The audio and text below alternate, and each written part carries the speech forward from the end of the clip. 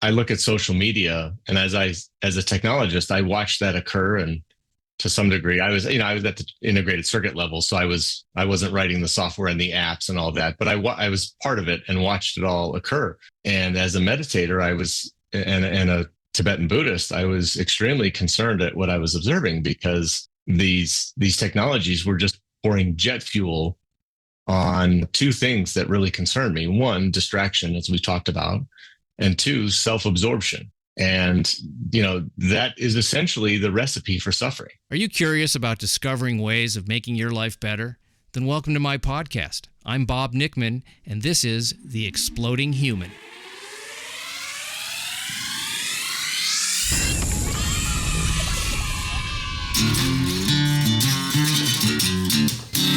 Listen in while I talk with all kinds of people in the fields of personal growth, health and healing, alternative therapies, psychology, spirituality, environment, and the future.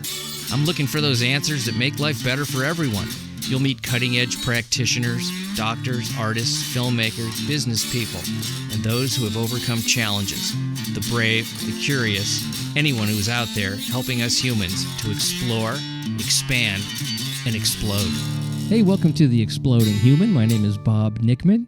My guest today is Joe Denicholas. We're going to be talking about his work as a therapist and how he integrates Buddhist psychology in a secular way with modern neuroscience to relieve suffering and unlock the mind's natural capacity for well-being. Joe and I talk about overcoming suffering, actionable strategies to move from getting through life to cultivating a life where one thrives with peace, happiness, and fulfillment. We're going to be talking about obstacles in the way of achieving these things, one of them being social media, and Joe's going to talk about some of the dangers he sees in that. And we'll be getting into some of the ways that Buddhist psychology can help to overcome challenges that conventional talk therapy does not. So let's jump in. This is Joe Denicholas. All right, Joe, great to meet you today. And we had a wonderful little pre-conversation about past lives, which who knew we were going to get into that? Who knew? Great to be here, though. Thank you very much. Oh, it's so great to meet you. And I guess, maybe the Buddhist aspect of your person is, sort of informed that through the internet. But we're going to talk about all that because, as a therapist, this is actually what I wanted to start with. Because I've done talk therapy.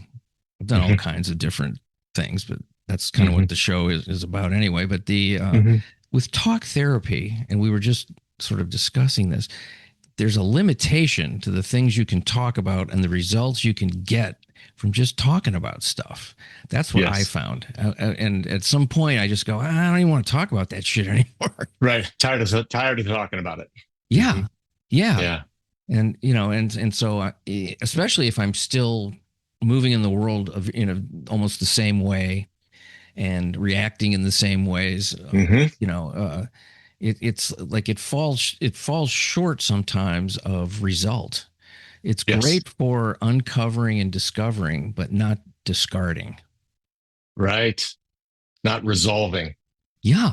And so how do you, so as I'm sure you're trained as a therapist, but you're also a Buddhist. So what happened where you just went, I'm not saying anything happened like an event, but what was the process to integrating your spiritual beliefs with this probably a very conventional type of training to get the letters behind your name? Right. Well, the training came late. I didn't become a therapist until I started my degree program in 2017. Oh, okay. And so I actually spent a decade as an integrated circuit chip designer, and then got an MBA and went into management and was leading a semiconductor development group. And so very heavy engineering background. And so, and in parallel with that, I was a very anxious person, always very anxious since childhood. And I think I saw my first therapist when I was 9. And because my parents couldn't figure out why I was so anxious. And so as an engineer, I kind of looked at this and said, okay, I have a problem. It has a cause. and therefore it has a solution. And I went through, as an adult, I went through three therapists quite quickly. I wasn't satisfied. I was asking questions they couldn't answer. And I've always been a voracious reader as well. I read the whole encyclopedia when I was a little kid. And when we still had encyclopedias. And so I just started reading everything I could find on the problem of human happiness and suffering. And that led me to Buddhist psychology and meditation. And I started to realize that, for lack of a better way of saying it, we're kind of failing a test we've been given the answers to. We've known for quite some time, actually, how the mind suffers, why it suffers, and how to help it stop suffering. And went very deep down the rabbit hole of both Eastern and Western psychology, and was able to. I don't really like using the term heal because I wasn't sick. What I understand now, I don't even like self-improvement. We don't need to be improved. Our core self needs to be exposed and revealed to us, that our mind, there is a place in our mind that is healthy and peaceful and happy already. We don't know that. It's obscured from us. And so then I decided it was time for me to leave corporate America after I kind of resolved my own confusion about who and what I am and what I'm doing here, which was kind of the source of my anxiety. And wanted to formalize my Western education and credentials and help people. And that's kind of what I focus on in the therapy office is, we're gonna help you cope, learn how to experience emotions. Those are very critical skills. But then I really like to get to the bottom of this. What's really bothering you? And I also like to help people experience in the moment, when people are depressed and they come into my office, I take them outside immediately and say, okay, let's be happy right now. What is it? Where is it? It's here now, but it's hiding. And I think Buddhism kind of resonated with me because that's kind of the fundamental principle, is that there's a problem of suffering. It has a cause and it has a solution, and it does have a solution. Realization and admitting to yourself that suffering is part of being human. It's not a bad thing. It's just, it comes with a certain amount of awareness. Yes. And once you see certain things and become aware of certain things, it does distance you from a lot of the rest of humanity in a certain way. There's a certain sadness and an emptiness to the whole condition of the species, and to me, the question is not how do I learn to deny that or not look at it? How do I learn to have that as a reality with whatever reality is, but as an awareness, and yet still have a life with purpose, meaning, and joy, knowing that a lot of the stuff going on around me is horrific. Right. I'm laughing because it's just that word always makes me laugh. Right. Yeah. But I think, as a therapist, a lot of therapists burn out. It's a huge problem in our field. And I have to sometimes remind myself as I work with clients and I interact with the world and family and friends, that beautiful light inside us, that healthy mind, that healthy heart is always trying to punch through. And it is in small ways and sometimes big ways. And we have to look for those because they are there. And if we don't look for those and balance out what we see in the suffering, then we can become overwhelmed by it. And I think a lot of people are feeling overwhelmed these days by it. Yeah, it's just, I think, it feels maybe because it's our time and we're alive right now that it's more than it used to be. Right. But I don't know if that's necessarily true. I don't know if that's true. You go back throughout history, things have been pretty rough a lot of times. Oh, yeah, absolutely. And I remember reading something. It was some Greek philosopher, somebody, or some Greek person back in ancient Greece, saying, "Oh, the kids the society's falling apart. The young people don't have the values. They're off the rails. They don't see clearly. It was this whole sort of thing you could say now, and Hmm. it just seems to me more of a seasoned person versus the chaos of youth, Hmm. rather than the whole society's coming apart. Right. And also, the other part of it that I guess makes me a little more hopeful is that I think things go in cycles. Mm. Nature does. So why wouldn't the sort of trajectory of how human beings operate do that? And so we go in periods of more flourishing than decay. Right now, it Right. seems like we're in decay in Right. some ways, if that's the right word. I wonder sometimes, if you read like Steven Pinker, things are getting better. If you look at the numbers, there's less people starving. We have less quantity number of people, sheer numbers dying in war. So from that perspective, it seems like things are getting better long term. At the same time, I do wonder. We're still dealing with the same problems, and the same things keep fooling us. Being self-absorbed, caring more about myself than others, caring more about my family, my tribe, my community, my country.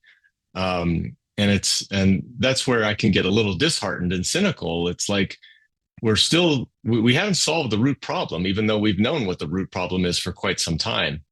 And I sometimes want to ask the world, like, how many times are we going to do this the wrong way? Like, well, why can't we just figure this out? We're smart enough. Again, I don't think the problem is intelligence. I think it tends to be wisdom, because I know a lot of very intelligent people who aren't very wise, especially coming from the tech field. I was surrounded by genius type people. But I think we lack wisdom. And that's what I'm really trying to help people cultivate in their lives a little bit, is that wisdom around what's going on and what is happiness and how am I to operate here. What do I do with this? Okay, I have this reality that's been presented to me, and a lot of it is rather afflicted. What do I do now? I have a lot of people coming in my office these days, and they said this during therapy school. You're going to be doing therapy on old versions of yourself quite a bit. You'll just find that these people are attracted to you. And I have a lot of people coming in very similar to the state that I was in of, I've done everything right. I did everything. I played the game. I jumped through the hoops. I got college degree. I got married, had 2.5 kids, got the house, the car, and I'm miserable. And I don't understand why, because it was supposed to work. Yeah. That's what I was sold. I was sold the pursuit of happiness. Yeah. I pursued happiness. Where is it? And I love exploring that. Like, yeah, what happened? And that's kind of what I get into in the book that I just finished is like, look at this. And that's where I kind of brought in my MBA and my engineering background of like, what is the goal? What do you even know what happiness is? Yeah. What is peace of mind? I asked people right away, what is peace of mind? Is it the absence of things bothering you? If that's what it is, forget it. It's never going to happen. Our minds classify things, and they don't like certain things. And so if peace of mind means nothing's bothering me, you will never experience peace of mind. And so it's really about like, what am I even doing here? What am I trying to achieve? And how am I going about it? And will that work? Will that achieve the result that I'm seeking? And that's what people are finding is the answer is no. Yeah. And then the answer is, okay, now what? And then that's a beautiful exploration. A lot of those things you were talking about that you strived for and attained, that formula is balanced on the head of a pin, in my opinion.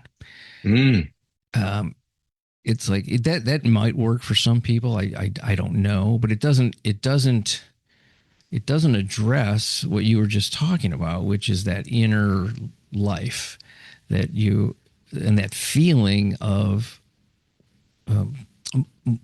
moving through the world in a way that feels genuine and comfortable in a certain way, despite what's going on around you. I had this sense, and I think a lot of people have had this when I was younger, is I don't want to die wishing I had tried something that I was afraid to try. That to me was like that idea, because you think about death starting at around age 9.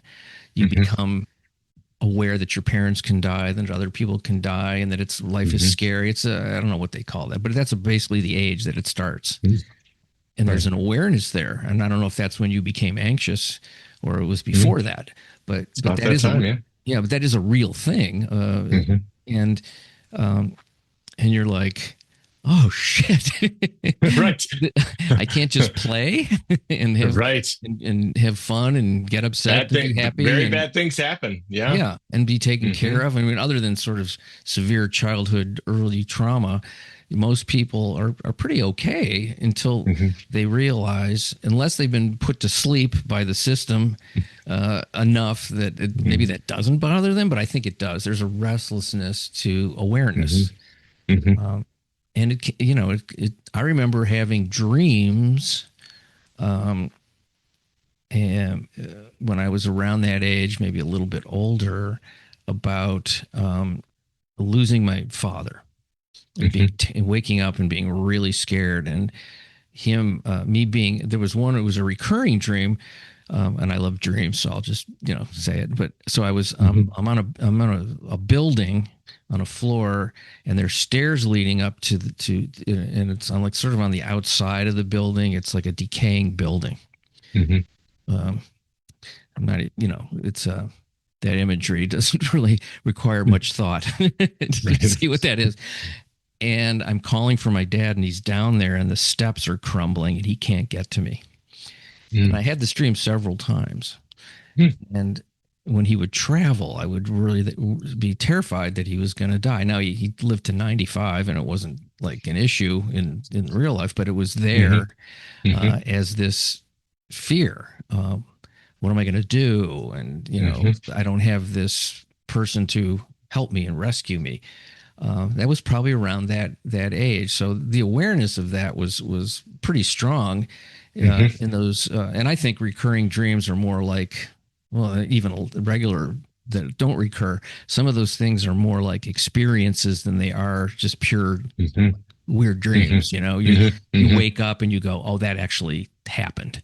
It affects you, and it affects you as if it really happened. Yeah, for Yeah. sometimes for long a while, days Right. usually, maybe Right. could. So when you tell me you were an anxious kid, I sort of I get that.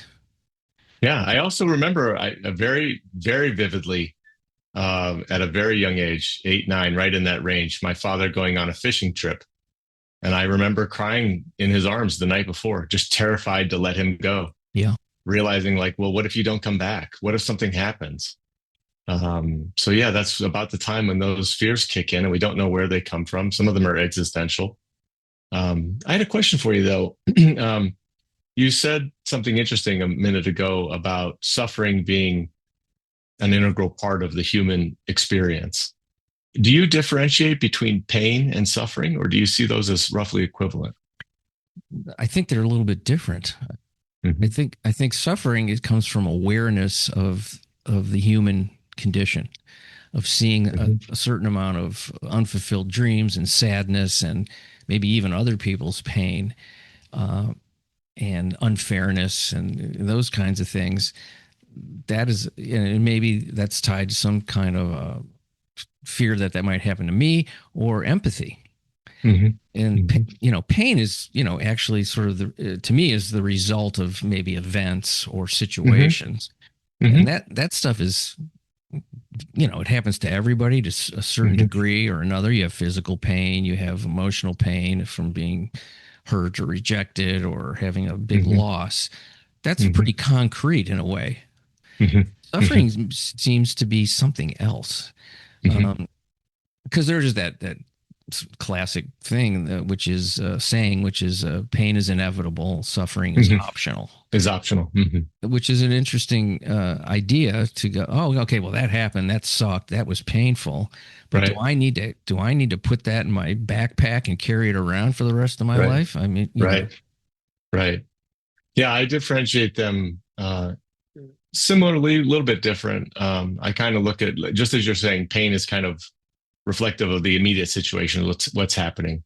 As soon as we have a conscious experience, the mind classifies it. As soon as you have two experiences and one and they're different, the mind is automatically going to say, I like this one better. Therefore, this is more painful than this one. This one is more pleasurable than this one. I think suffering tends to arise based on how one is relating to both pleasure and pain. And, with respect to pain, when we interact with it, like you say, we put it in our backpack and carry it around, we're relating to it in a very afflicted way, in a clingy, grasping, attached way.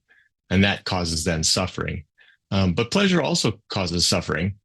Every addict knows this, that pleasure is suffering inducing. And not all pain causes suffering. Every high performing athlete will let you know that they tend to love pain. They aren't satisfied if they aren't feeling it when they're training hard. And so I tend to think, and that's what I help my clients do immediately, is let's look at pain and separate it from suffering, because pain we can't do anything about. But we can change how we relate to pain and pleasure. And it's in that relationship and really understanding, why am I relating to myself and my life this way?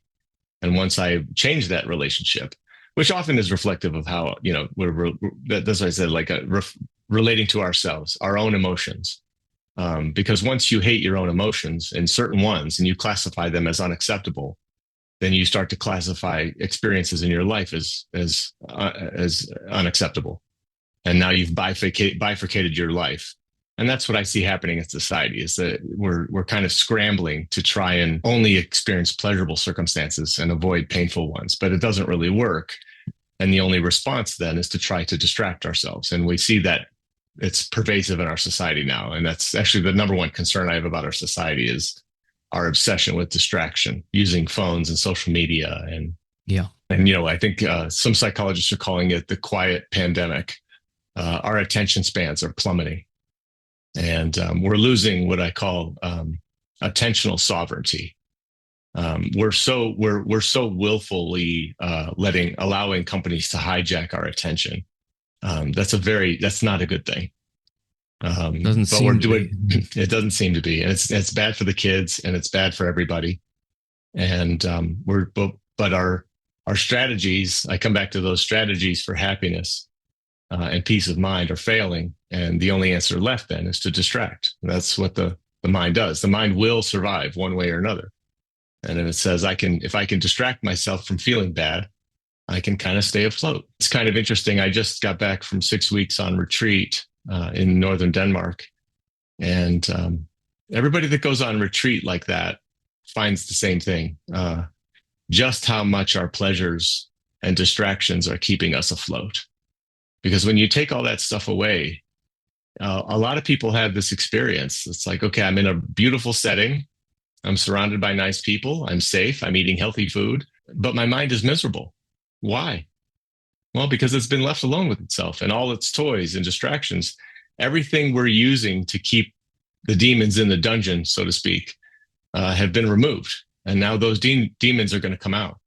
And I've been on a lot of meditation retreats, and it's kind of interesting that just about everybody ends up crying.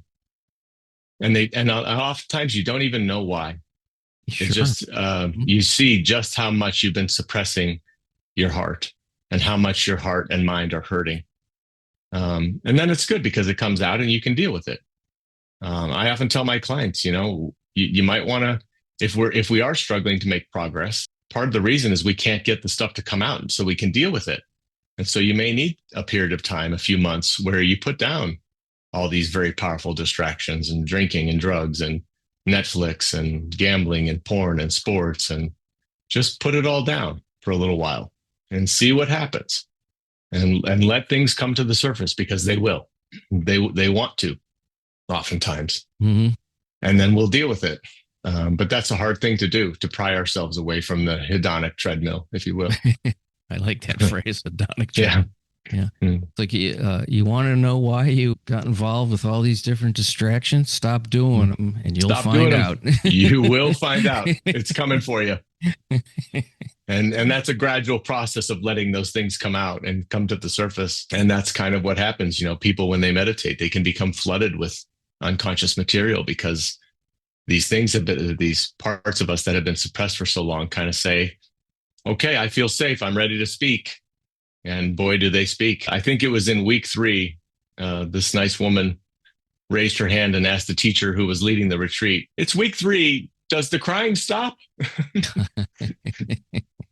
And the teacher said, the crying will stop. It is you're going to see how much you've been suppressing your heart, and it has a lot to say. And just buckle up. Let us know what you need. If you need help, if you're struggling, if you're feeling overwhelmed, come talk to us. And we're going to deal with it. But yes, the crying will stop, and it does stop eventually. Yeah, you can't cry indefinitely. It's I don't even know how long you can in one crying session you can go. Right. In one session, it's usually at the most, if even that. Yeah. But you find that it just kind of keeps repeating throughout the day, and sometimes it disturbs your sleep at night, and it's like things are coming up. Yeah, I was actually in a dorm room with other people sleeping, and people would scream in the middle of the night and have very powerful dreams, and it's just like here it's all coming. I do that every night. I'm not kidding you. My wife's like, what the fuck's going on? I go, I don't know. I don't know. Stuff's coming out. The mind's talking, and she used to have a lot of empathy and sympathy, and she goes, now it's just shut the fuck up. Right now it's just annoying. You're just waking me up now. Where's this going? It's going nowhere. Are you being chased again? Right. Is it the same one? Which one of the 5 is it? Well, and I was thinking about, the avoidance of certain things there, because I think, sort of the first instinct of any kind of an animal, human animal, whatever, is survival.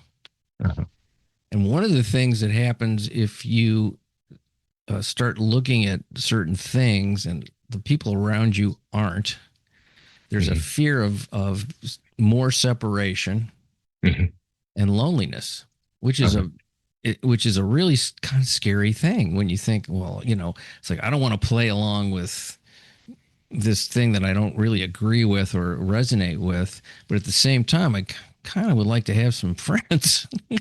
Right. And so hopefully you find people of like mind or of like pursuit, and you can narrow it down to, whatever that circle is and be okay. Right. Enough. But then when you do go out into the general populace, there's a certain distance.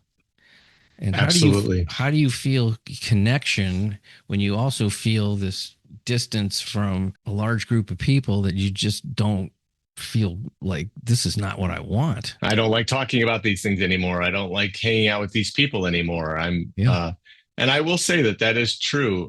I would say in 80%, if not more, of the people that I help that really make some progress and becomes more stable in themselves, very often their social circle does need to change, and it will change. Either they will deselect some people who haven't been so healthy, or those people will deselect them. Yeah. And say, you don't serve me anymore, or you scare me. And I don't even know that you scare me, but you scare me because you're a reminder of what I'm probably supposed to be doing, but I'm not doing. That I make that point actually in the final chapter of the book, that if you do this work, it doesn't take much to pull away from the pack and become more mindful and present and authentic, vulnerable. And you're going to struggle to find that in the world, in your own families. And so you have to intentionally go. I even launched people into a bit of a marketing exercise of who are we looking for in terms of friends or an intimate partner? And where do these people hang out? What do they do for fun? And go find them. And we can find them. But yes, I think in terms of staying connected, the important thing is to realize we're all dealing with the same stuff. At its root, we're dealing with the same fears, same hopes, same dreams. The flavors of it, it's like the flavors of the ice cream are different, but it's all ice cream. We have to remain connected and start to realize that those people, they're not out there independent of your own mind. I have a version of me, of who I think I am. My wife has a version. Each of my kids have a version of me. You have a version of me already.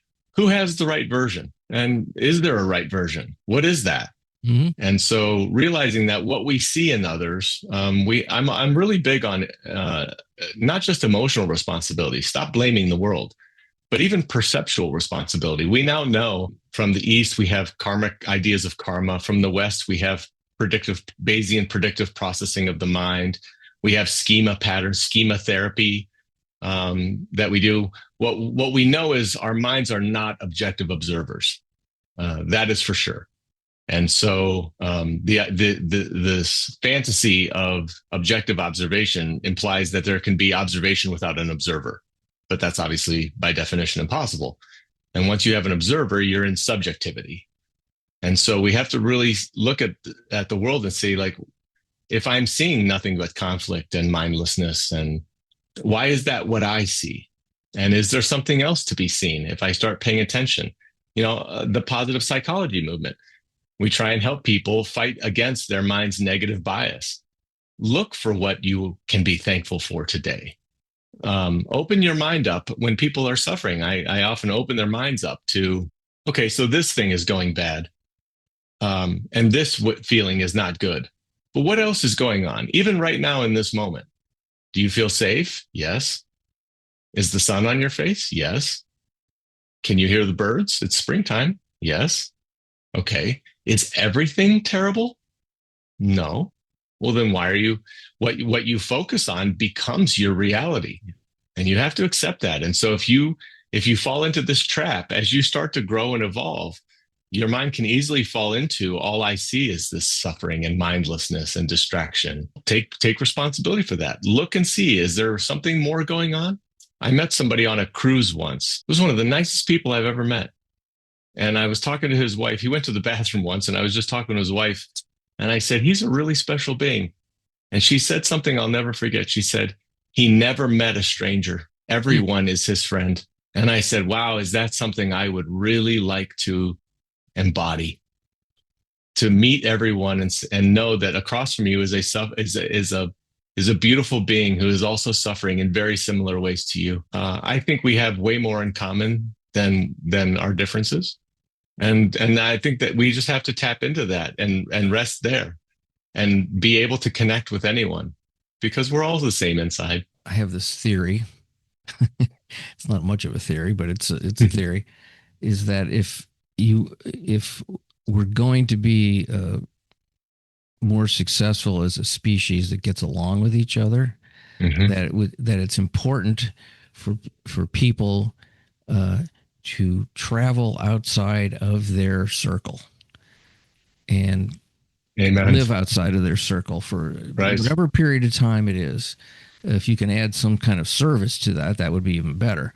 But, and which is why I like to advocate for something we don't really have. It's sort of separated in pieces, but some kind of national service. This is just for the United States I'm talking about, where you, right after, you can join the Army. You can do that. That could be part of it. But also things like the Peace Corps and things like that, that it's a mandatory thing, and people have to do it for, let's say they graduate high school, they have to do it for somewhere between 1 and 2 years. They have to live somewhere else that isn't their home city, and they have to work with people and help in some way. And I think that would go a long way for people to see what you're talking about, which is that we're more similar than we're different, and that you get to see in a way that you can connect with people that don't look like you, didn't have the same upbringing. I mean, I've found that going to, like, you just went to another country, and the times I've done that have been so amazing to me. You come back realizing that there is very, very little difference. Most people want the same things. They want a place to live, enough to eat. They want love and community, a job, and that they have very little to do with their governments. They're really just people, living lives, and we're not all that different. And the differences are kind of fabulously interesting. I think that would radically transform our society, especially I look at social media, and as a technologist, I watched that occur, and to some degree, I was at the integrated circuit level, so I wasn't writing the software and the apps and all that, but I was part of it and watched it all occur. And as a meditator, and a Tibetan Buddhist, I was extremely concerned at what I was observing, because these technologies were just pouring jet fuel on two things that really concern me. One, distraction, as we talked about, and two, self-absorption. And, that is essentially the recipe for suffering. One definition of suffering is the egoic or selfish demand that reality be different than it is. And so, more ego, more self. I've kind of concluded it's an immutable law of the universe that the more you care about yourself and think about yourself, the more you will suffer. And we know that now. The default mode network that most people spend their time in their brain, and we can actually scan a brain in an fMRI machine and say, you're thinking about yourself right now. And it's very stressful and anxiety producing. And so having people, especially at a young age, at an impressionable age, like 18, 19, 20, go to other countries or even just stay in this country and live a life of service for a while, start to realize that there are bigger things than you going on, and they're important. And you're a cog in this wheel, and you have responsibilities to each other. Because it sure feels like we're losing that. And I don't know if that's part of our education system or what larger issues are going on there. I think social media is a huge part of that. It does. It forces you to think about yourself all day long. It's kind of like a permanent tantrum in a way. Wow, that's a great phrase. Yeah. It's a permanent tantrum. That's exactly what it is. Yeah. Certainly anybody's capable of feeling sorry for themselves. Right. And a technology that actually pushes that a little further. Now, this was about 10 years ago. This happened. It wasn't a big event, but I noticed it. I was at the Oakland airport, waiting to get on a plane to come back to Los Angeles. I was in the waiting area, and every single person was on their phone. This was 10 years ago. It's even probably more now. It's people that aren't there that are on their phones. So everybody, and they had the place you could plug in your charger, and there was plenty of places to do that. And everybody was on their phone. And there was an older guy, probably in his 70s, and he was sitting next to this young guy, probably a college student, maybe 20. And they started talking. They didn't know each other, but the kid was interested in the guy, and the guy was interested in the kid. And they were talking, and they was the only people talking. And I was watching them, and other people were ignoring the fact that these two people were talking, and they pretended, or they just tuned them out. And I was thinking, like, wow, if these phones weren't here, there would be many conversations going on. And they were the oddity. Right. The anomaly. And it made people uncomfortable, I think, because they wouldn't even look. If they even knew it was going on in their, if they even knew. Yeah. And I was in their own world. And I was listening to them, and I was really enjoying the fact that they were, seemed to be interested in each other and getting along. And I'm thinking, why isn't there more of this going on right now? What is the underlying thing that's going on? And there was a couple reasons. One is habit, and the other one is there's a safety in not putting yourself out there, in getting rejected or being seen as weird, or somebody's being all the things. So the survival of safety was part of it. And I thought, wow, man, when I think about, when I was a kid growing up, we didn't have any of this stuff. So you were forced even if it was just by boredom, to start something, conversation with somebody, it's, I think we haven't helped ourselves by doing all this technology stuff to the degree, and not even to get into the surveillance and control aspects of that stuff. That's a whole other podcast. A whole other thing. Yeah. We've run studies. It kind of amazes me. We have to we're doing science, so we have to go run the study, even though the result is we already know. We pretty well already know. But a psychologist ran a study and on people who commute on trains or buses, and in the control population, they let them have their phone. And in the experimental group, we took their phones away and said, we want you to talk to at least one person during your commute. And of course, we saw baseline level of happiness increased in the group that had their phones taken away. And so I think that's a big part of the problem in our mind, is that our minds are extremely short-term focused. And so when you talk about safety, in this immediate moment, yes, the safest thing is for me to stay isolated, because if I expose myself, I could, like you said, I could be seen I could be mischaracterized, misunderstood. That's going to cause me pain. I could have conflict. So in the short term, sure, isolation is the right answer. But then over the long haul, you find yourself isolated and lonely. And that's actually a net negative and a very bad thing. And so I think a big component of happiness is looking at what will work short term and what will work long term. Because those are often, if you look at discipline, eating, exercise, right? If I want to be the happiest I could possibly be today, I should not go to work. I should not exercise. I should probably just sit home, smoke weed, and watch movies all day. That's probably what I should do. Well, sure. But in the short term, that's the right answer. But in the long term, it is not the right answer. Just describe my 20s. Right. For many people's 20s. You have to run every experiment you run, and you go, oh, that didn't work.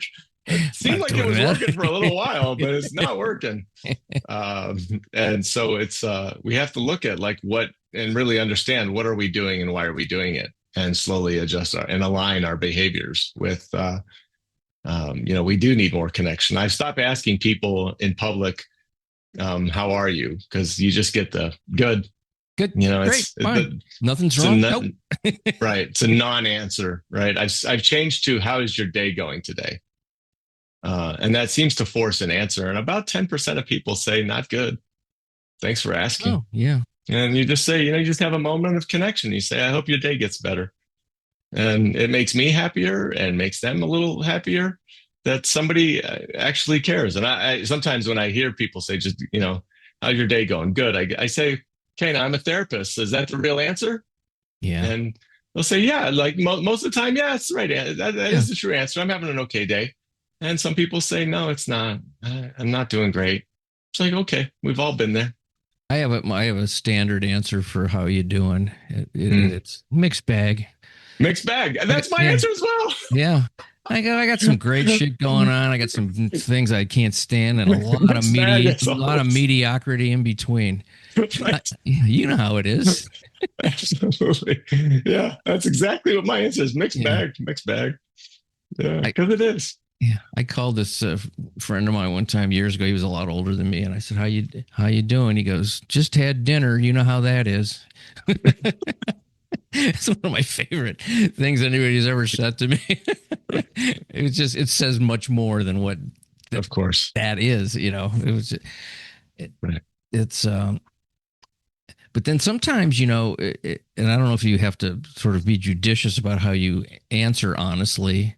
Some people get really uncomfortable when you say, oh, I'm having a really hard day. I've had, my dog died and I got fired and, right. Whatever it is. And they get like, okay, I got to go. Right. Not ready. Like you try to drop in with somebody and they're just not there. Okay. Right? Don't worry. It's not contagious. Right. But people don't, in our society, it's kind of interesting.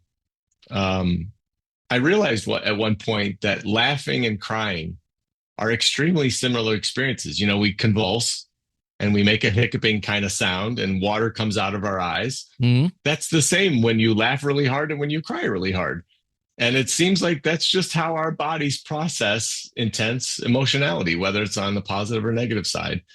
And what a shame that, we've kind of become this a bit of a toxic masculine culture, that, in any restaurant, about 50% of people aren't laughing or crying.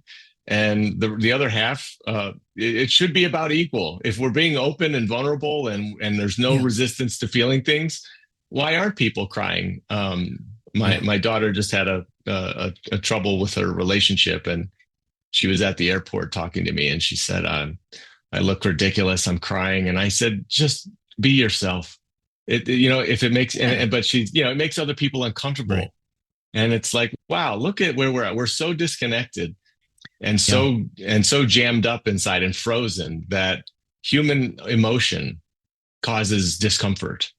And, if we had full access, it does. Yeah. And although, think about this. Let's say she's sitting at a restaurant, by herself, anyone is, and they're crying. So you would look at that person and go, oh man, something bad happened. Somebody died. They got dumped, whatever it is. You just go, oh. Now, if they were sitting at that table alone laughing, you go, that person is mentally ill. They're strange. What are they laughing at? Right. It's like, and they both come from what they're thinking about. Of course, which is interesting. Yeah. Yeah. But yeah, they would. And so it's emotions are just kind of unacceptable, and you're seen as weird, and it's like that. But that's what it is. I mean, that's one of the things I really help my clients with is like, do you realize how intense it is to be a human? And you have to learn, what do I do with all this intensity? And if you try to make human life not intense, you're going to miss the whole show. It's worse. It's worse. That's what it is. It's a really intense experience, emotional experience. And we have to learn to be okay with that and work with that. Otherwise you can forget peace of mind. It's not going to happen. Yeah. And on the happiness scale as well, I think you can only go as high as you're willing to go low, because it's not like the mind I'm going to be really restricted with negative, but really allow positive. Nah, that's not really the case usually. Yeah. Restriction is restriction. And I often open people up who are really frozen inside that come to see me. It's like, well, let's work on positive emotions first. Can you really feel joy and awe and love?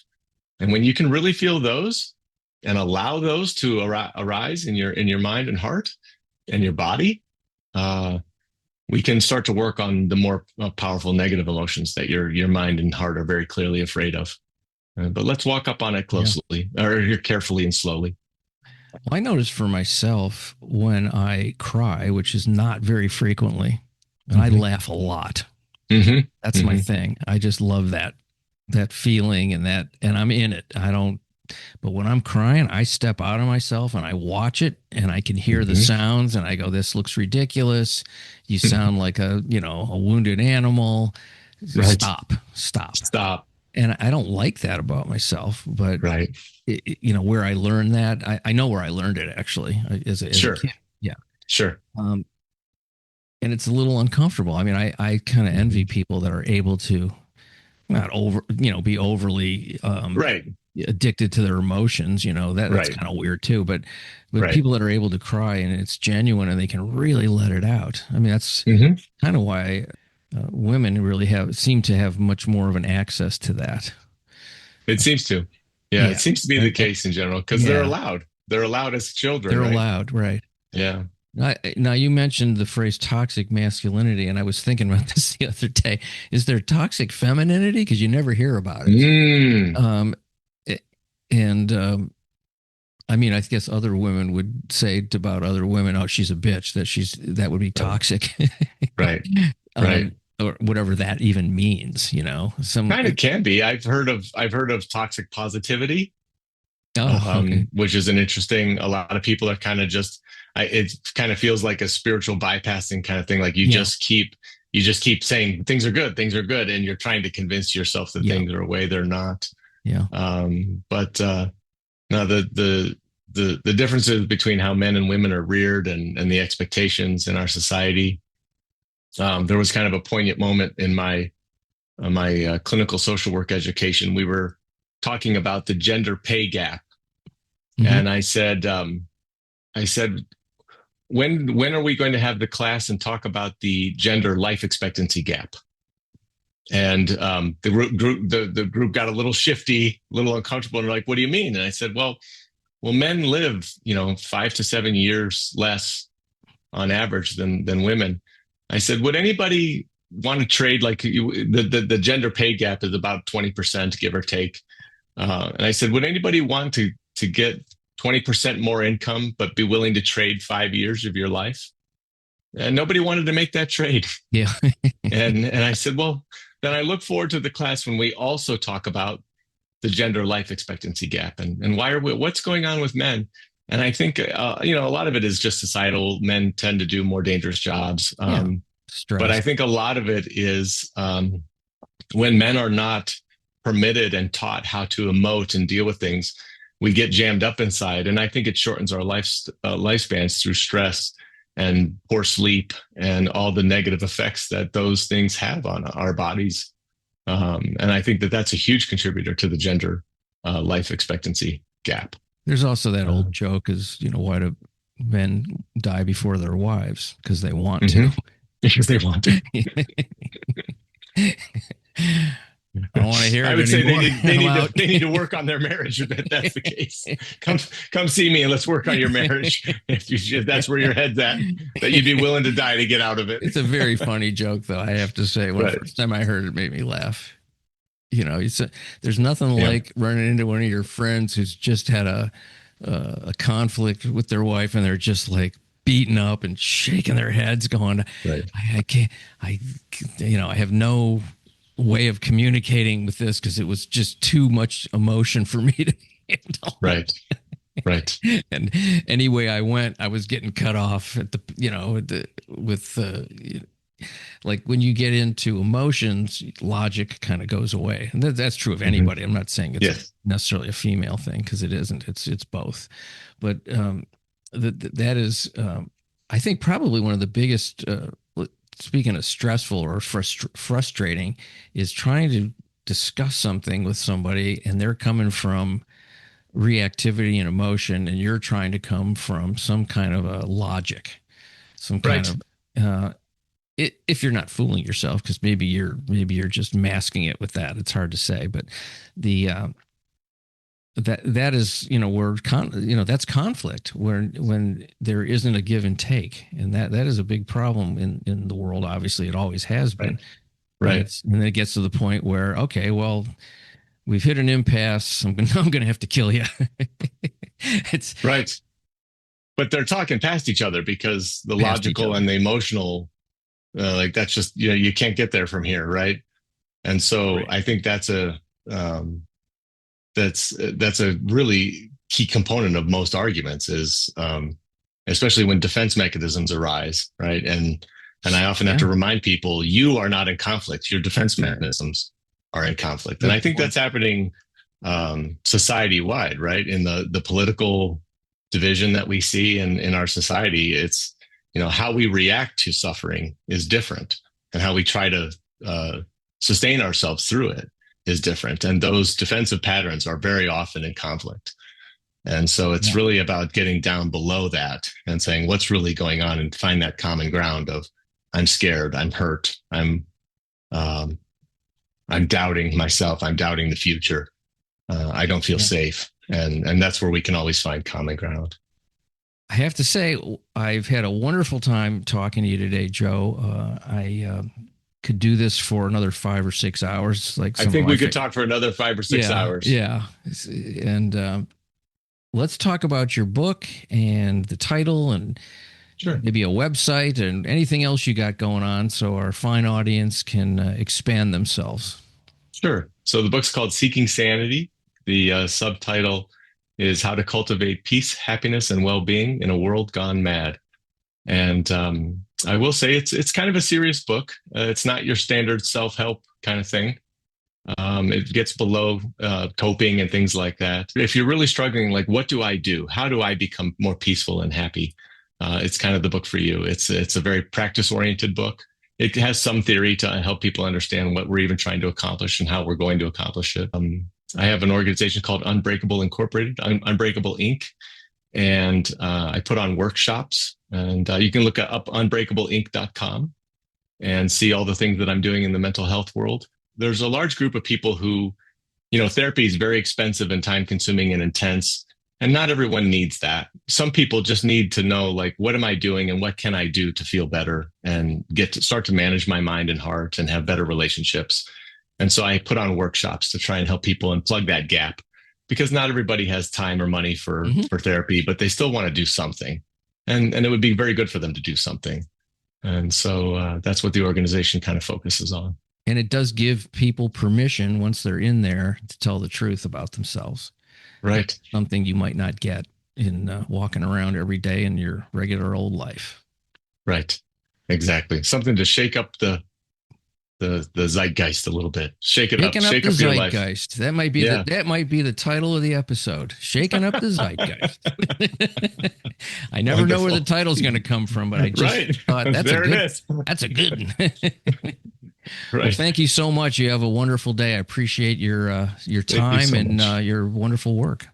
Thank you very much. I appreciate the conversation. It was enlightening and fun. Much appreciation for you folks listening to The Exploding Human. The website is theexplodinghuman.com. You can also listen on YouTube. That is The Exploding Human with Bob Nickman. Once again, I want to thank Joe Denicholas for being on the show. If you want to find out more, go to www.unbreakableinc.com. Thank you. Have a great day.